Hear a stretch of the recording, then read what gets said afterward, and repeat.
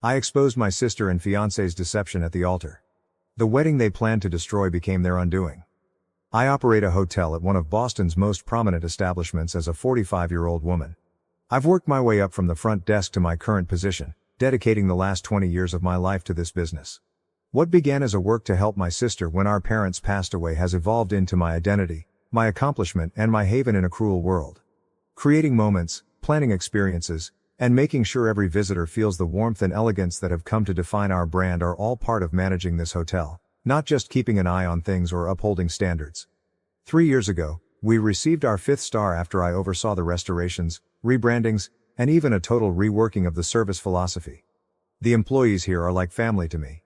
Many have been with me for more than 10 years, and they have seen me grow from a young, anxious boss to someone they respect and trust. They have helped me through the difficulties of raising my 35-year-old sister Rachel, filling in when she needed me at school functions or during those trying adolescent years when she found it hard to handle our parents' absence. Although Rachel currently works at a nearby cafe, our relationship has always gone beyond sisterhood. I was 25 years old, just starting my management training program, and suddenly in charge of a 15-year-old who had lost everything when our parents perished in that horrible tragedy. I became her best friend, mother, and sister all at once. Her welfare was my top priority in every choice I made and every promotion I sought. Our haven was the hotel. Rachel would complete her homework in my office during school breaks while conversing with the housekeeping staff and picking up French from our seasoned concierge. As she became older, she would assist at the front desk at peak times, and our frequent visitors loved her for her inherent charm. Despite the difficulties of those years, we managed to put a life together out of the pieces of our broken family. I was never interested in romance. Dating felt like an extra hassle between running the hotel and making sure Rachel had everything she needed. There were fleeting flirtations at industry gatherings and sporadic dinners with business associates, but nothing that ever seemed worth pursuing. My employees would make jokes about putting me up, but I consistently refused. I would tell them that Rachel was my child and the hotel was my husband. When 43-year-old Ethan arrived at our hotel 3 months ago, everything changed. The way he viewed everything made him stand out right away, not only because of his custom-made suit or his quiet assurance. The majority of our affluent guests were too preoccupied with their phones or their own significance to pay much attention to their surroundings. Ethan watched. He praised the delicate lighting that took me months to perfect, remarked on the vintage molding we kept throughout restorations, and pointed out the fresh flowers in the foyer. During check-in, he said, "Your attention to detail is extraordinary," his eyes looking directly into my eyes. Even though I've stayed in hotels all over the world, this one is unique. You can sense the thought that goes into each detail.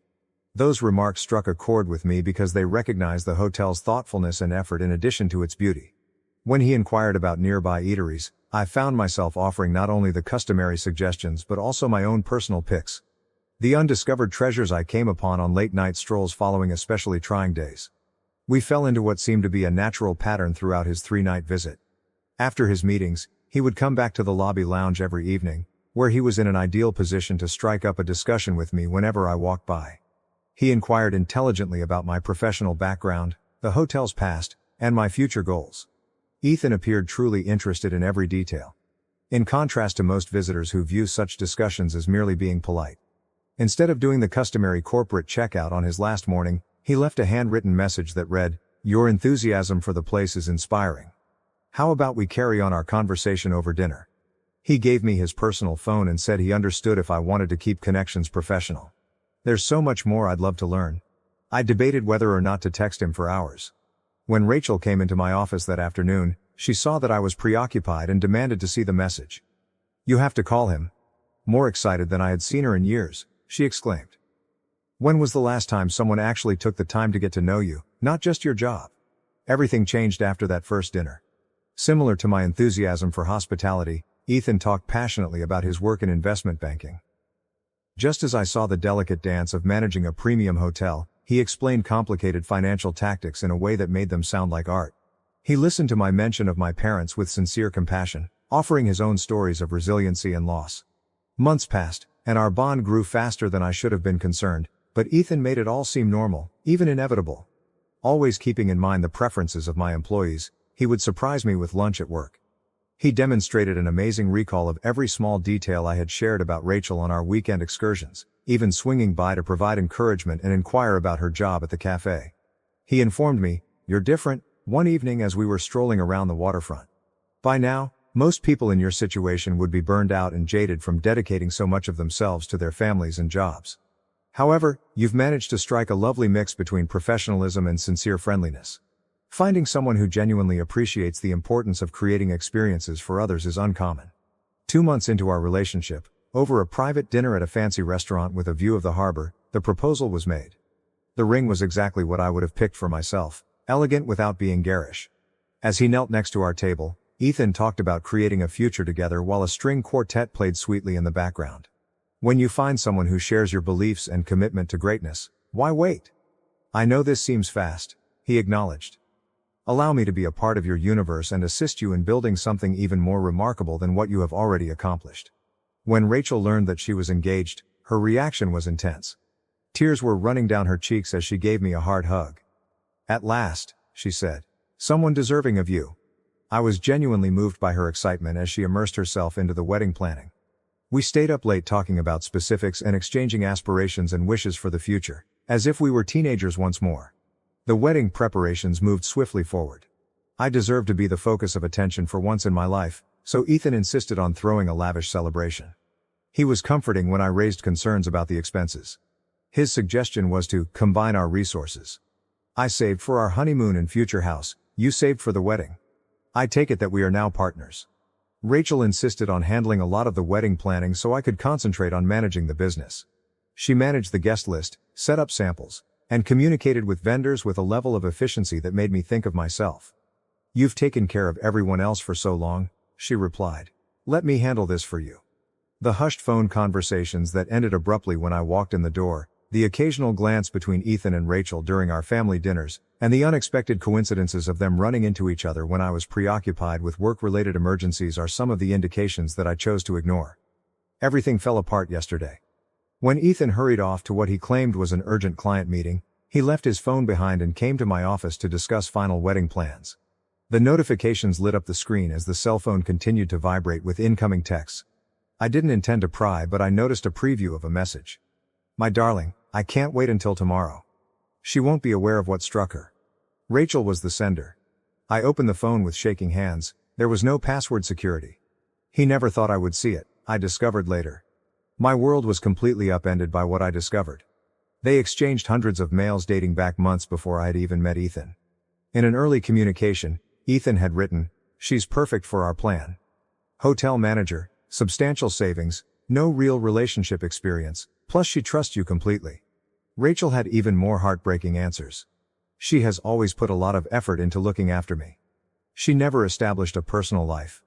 This will be far too simple. Everything had been planned by them. It wasn't by accident that Ethan showed up to the motel. Rachel had told him everything about me. Even my favorite wines and my routine. Every chance meeting, every sincere discussion, had been meticulously orchestrated. But their affair was only one aspect of the truth. Ethan's career as an investment banker was unsuccessful. He used credit cards to purchase his luxury suits. His promises of an opulent future were false, and his tales of financial triumph were made up. I was his lifeline as he drowned in debt. Their true strategy was made clear by the messages. Utilize my cash to have an extravagant wedding, then during the ceremony, shockingly disclose their affair. They would make fun of me in front of my friends, co-workers, and employees, and I would be left to bear the consequences. With what was left of my money, they would vanish. Something else caught my attention as I read through their exchanges. Notes from Ethan's legal wife, Catherine. She knew who he truly was, unlike me. Arguments concerning unpaid bills, unpaid child support, and his gambling debts filled their texts. Now as the light is rising, my workplace is covered with deep shadows. My hair and makeup crew will be here in a few hours. Rachel is meant to be present, acting as the maid of honor and a loyal sister. Another detail I discovered in their communications is that Ethan will likely be practicing his vows, which I now know were lifted from romantic films, in preparation for his role in this deception. The location, catering and flowers for this wedding cost all of my life savings, which I have been saving for the past 20 years while raising Rachel, sending her to college, and helping her pursue her dream of owning her own cafe. However, a peculiar serenity has descended upon me as I sit here and watch the early morning light dance across the hotel lobby to which I have devoted my life. They believed they were taking advantage of me by betraying my love and confidence. They failed to remember that I wasn't naive to get to where I am now. I've managed one of Boston's most prominent hotels for 20 years, and over that time I've learned how to deal with crises, transform setbacks into opportunities, and, above all, play the long game. I have been on the phone for the past several hours, to my lawyer, who has been diligently documenting everything and preparing the required legal measures. To Catherine, who needs to know what her husband is plotting, and to the hotel security team, who have always been more than just employees to me. They are the family I selected, and they have already taken some action. Today, a very different kind of ceremony will take place in the exquisite ballroom, where I have planned many flawless weddings for other ladies. I will benefit from every detail they intend to use against me. Everything will go exactly as planned, just not in the way they had hoped. This includes the 300 visitors, the costly decor, and the meticulously scheduled timing. I get a little depressed when I see the bridal gown hanging in my workplace because of the dreams it symbolized. However, such fantasies were based on false information, and I've always valued harsh realities over lovely lies. In front of everyone I know and admire, Rachel and Ethan intended to make a scene that would stick in my memory. Their goal was to make my wedding day a grand event. I've worked my entire career planning flawless events, and this one won't be any different. Things won't go as planned for Ethan and Rachel tomorrow. They are going to have exactly what they wanted, a wedding to remember. After all, I've learned one important lesson in my 20 years of hotel management: although the client isn't always right, they always receive what they are entitled to. The city is now painted in tones of gold as the sun has fully risen. Time to get ready for the once-in-a-lifetime performance. They believed they were the show's directors, but they are going to find out who actually controls this establishment. In contrast to them, I never let my audience down. Update. This morning, Catherine showed up at my hotel office. She produced a stack of financial paperwork, including evidence of Ethan's debts, unpaid child support, and the loans he had taken out using their shared assets as security. She was a composed woman in her early 40s with a calm intensity that mirrored mine. She put the documents on my desk and added, "He's been doing this for years." Spread elaborate stories about his wealth, targeting successful women. But this is the first time he's worked with an accomplice. I mentioned Rachel's involvement, and her voice caught a little. The following hour was devoted to going over messages and contrasting timings. The holes in my discovery were filled by Catherine's record. Ethan had a recurring pattern of extravagant credit card purchases, seducing women, and then vanishing with their money. Rachel's involvement, which gave his scam more legitimacy, was the only thing that was different this time. After that, my lawyer showed up and went over everything we had collected. "This isn't just fraud," she clarified. She has already prepared emergency petitions to freeze accounts and stop any attempts to transfer funds, saying, "It's a conspiracy. And with the evidence of their planned public humiliation, we can add emotional distress to the charges." Both of them continued to send messages throughout the morning. Rachel texted to say that she was happy to pick up the flowers. Fake concern filled Ethan's voice as he called twice to discuss last-minute plans. Every interaction seemed like a new betrayal when I didn't respond, but I remained silent. A discreet briefing has been given to the hotel staff. The purpose of the security cameras is to record everything. Disguised as service personnel, police officers have been placed subtly throughout the hotel. They are awaiting my cue, prepared to take action as soon as the fraud evidence is made public. Catherine went into further detail about their marriage, including how Ethan would go missing for months at a time and then come back with long-winded justifications and vows to reform. For years, she has been accumulating evidence in anticipation of the ideal time to take action. It was like giving her the last puzzle piece she had been attempting to complete when I contacted her last night. The cosmetics artist set up in my own suite an hour ago. In an apparent attempt to coordinate with Ethan for their big performance, Rachel texted that she would be late. A lovely reminder of how quickly fantasies may be turned into a weapon is the bridal gown hanging, ready. When Ethan's parents first arrived, they had no idea what their son really was. The reporters I reached out to pretend to be wedding photographers, eager to capture every moment. Ethan will not be aware of Catherine's presence until the ideal time, as she will be seated in the front row. The required paperwork has been prepared by her lawyer for prompt action. The frequency of Rachel's messages is increasing, and there is a tinge of anxiety in them. "Are you all right?" she inquires. "You seem distant." If it weren't so terrible, the irony of her worry would be funny. This is the result of 20 years of sisterhood. Though not for the purpose they intended, the location is turning into the ideal stage.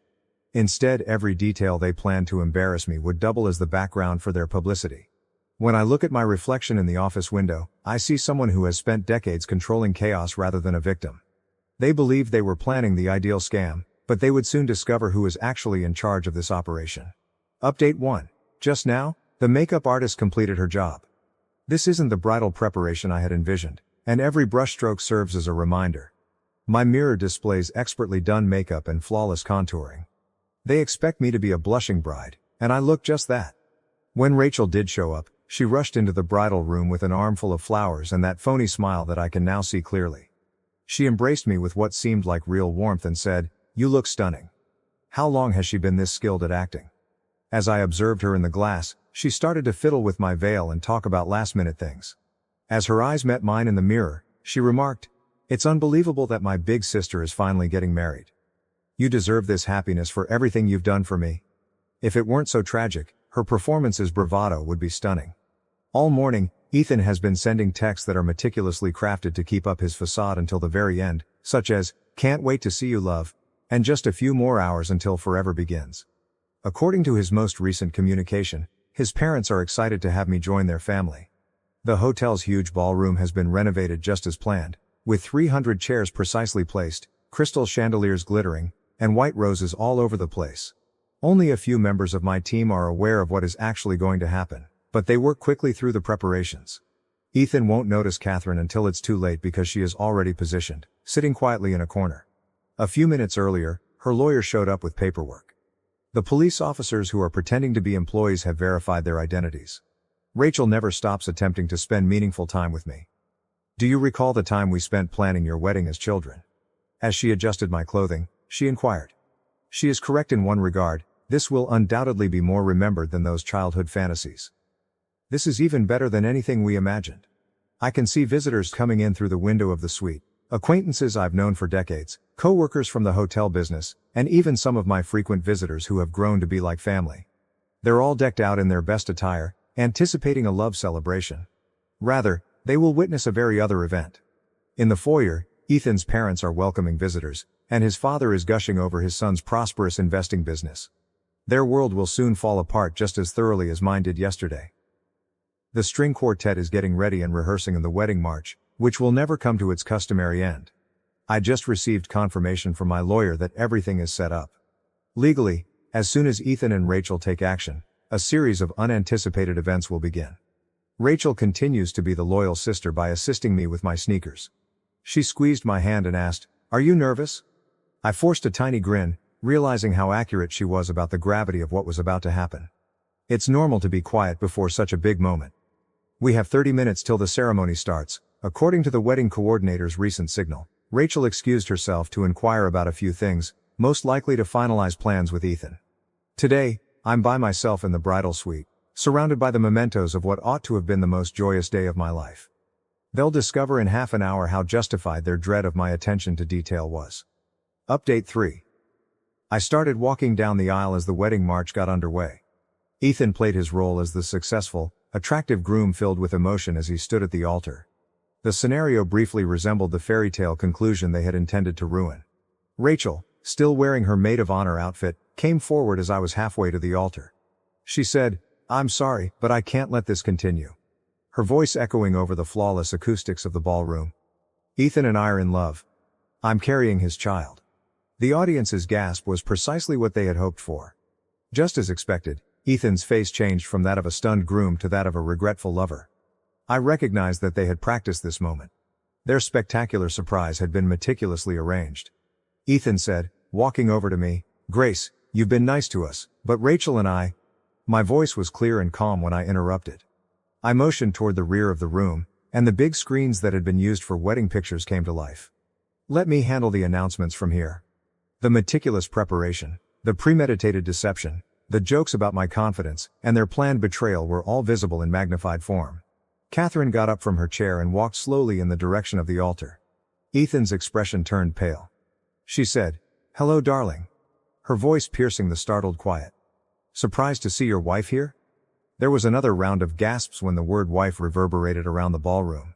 The policemen who had been pretending to be employees took their places. With paperwork in hand, my attorney came forward.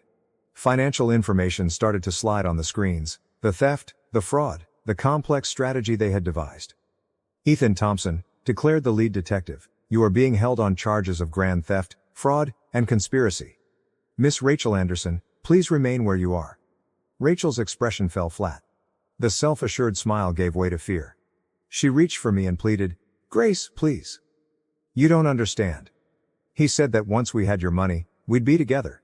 Finally expressing my rage, I said, "Once you had my money?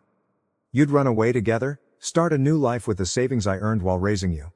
When Ethan attempted to flee, the hotel security guards were prepared. All the exits were closed. His father got up and demanded answers. He received copies of the evidence, his son's dishonest past and the list of deceived women, instead of replies.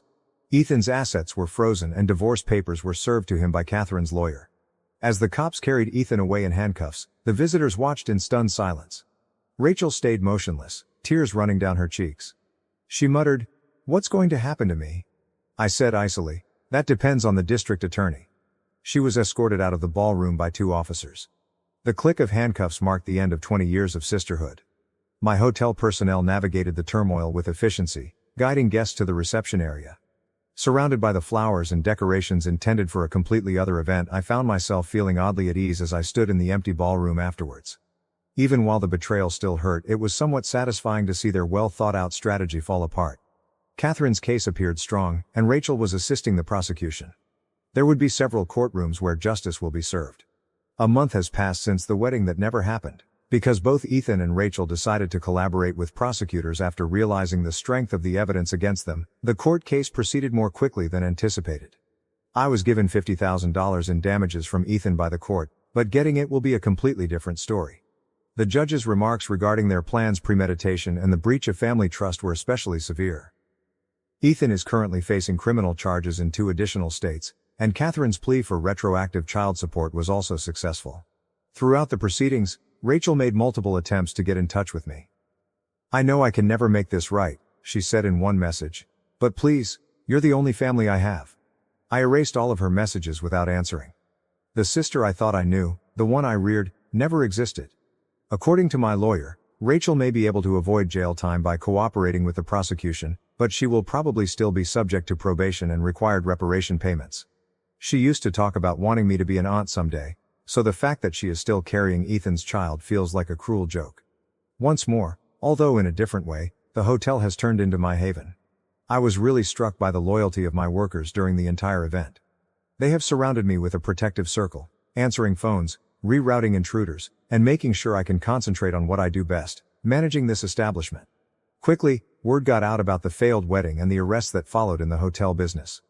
Unexpectedly, it has improved rather than harmed my reputation. "Takes real strength to handle that kind of betrayal with such dignity," said one of my frequent clients. In a long letter, Ethan's parents expressed their sadness and embarrassment. I turned down their offer to pay for the wedding. Money was never the point of this. It has to do with family and trust. I've already transformed the intended improvements for the honeymoon room into a brand new corporate conference space. I've kept in touch with Catherine, exchanging details on Ethan's current legal issues and offering support for one another's court challenges. She has turned into a surprising ally who genuinely recognizes the extent of his dishonesty. "We're both better off knowing the truth," she stated to me, "no matter how much it hurts. I still have the bridal gown hanging in my wardrobe. Something prevents me from making the final decision to donate it, even though I should probably. Perhaps it serves as a reminder of what I learned about my own strength rather than what I lost." The woman who purchased that outfit was incredibly naive in her trust. Now the owner, a woman, is aware of this. I've kept Rachel's old room ready for her over the years, and her belongings are still there. I finally packed everything into boxes yesterday and gave a storage firm a call. It will be held for 30 days. I forwarded the information to her via my attorney. Anything left over after that will be donated. The betrayal itself is no longer the most difficult aspect. It's recognizing how poisoned 20 years of recollections have become. Was Rachel constantly playing a part, waiting for the appropriate moment, or was every Christmas picture, milestone celebrated and late-night chat with her genuine? I've returned to my job, finding solace in the well-known routines of hotel management. I'm putting all of my energy into new initiatives and enhancements, and my staff has observed that I'm more focused than ever. I was invited to give a presentation on crisis management at a hotel management conference last week. I hardly recognized Rachel's handwriting when I looked at her signature on the settlement documents this morning. On the other hand, I hardly recognized her anymore. With a few pen strokes, 20 years of sisterhood came to an end. I have lost my anger. Simply fed up with bearing the consequences of what transpired. My true family. my employees and devoted customers need me, and the hotel needs me. And I simply have to look after myself for the first time in 20 years. I occasionally find myself thinking about Rachel and the unborn kid she is carrying late at night in my office. I know I made the correct decision though, when I think back on the messages I saw, the premeditated betrayal, and the years of deceit. After burning, certain bridges ought to remain ashes. Thank you for watching. If you haven't subscribed yet, please do so and hit the notification bell to stay updated with more shocking real-life stories happening around you.